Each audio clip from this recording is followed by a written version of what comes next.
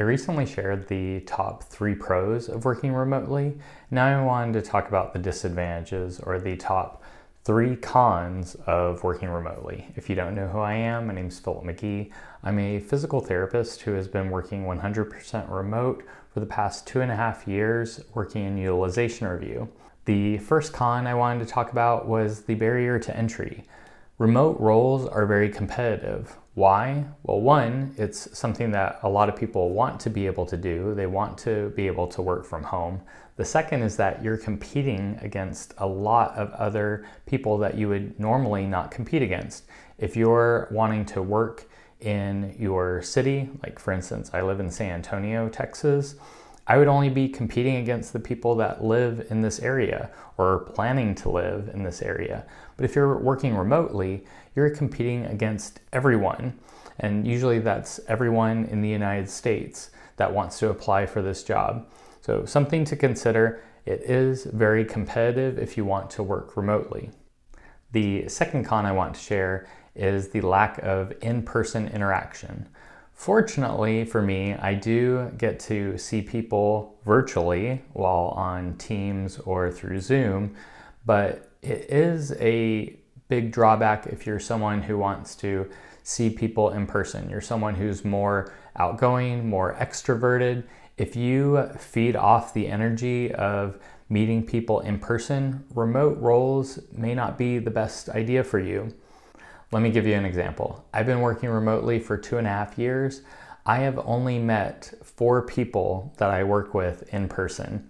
All the people that I've encountered from work have either been at a conference or I've been in the area and I've set up a time to meet. So in the past 2.5 years, I've only met up with 4 other coworkers. That gives you a pretty good idea of how often you see someone in person. Now, if you have a hybrid role, you're more likely to encounter people in person, but if you're 100% remote, that means you're unlikely to encounter the people that you work with.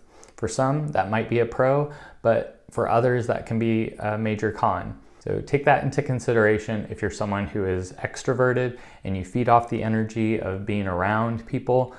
Remote roles may not be the best option for you. The third con I want to talk about has more to do with the misconception of working remotely. People made it sound like I could just relax and do my job as I needed. And typically that's not the case. You're basically doing a job that would be done in an office, except it's done at your home or somewhere else that isn't an office.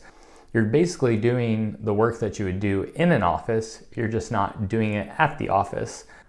If you have a lot of small children, that may not be the most relaxing place to work. You typically need to have a set office space.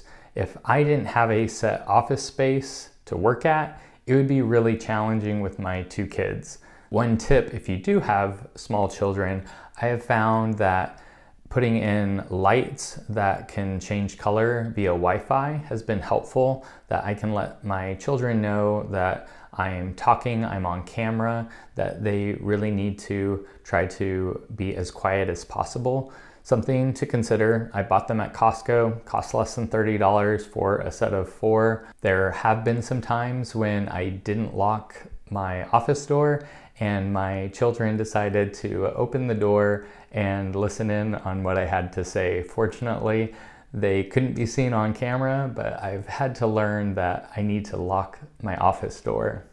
If you don't have a dedicated space to work, it will be very challenging, and I don't think remote work would be the best option for you. Hopefully I've given you a balanced view of what it's like to work remotely. I've provided 3 cons today, and I have a previous video on the 3 pros. If you haven't watched that, I'll provide that in the description.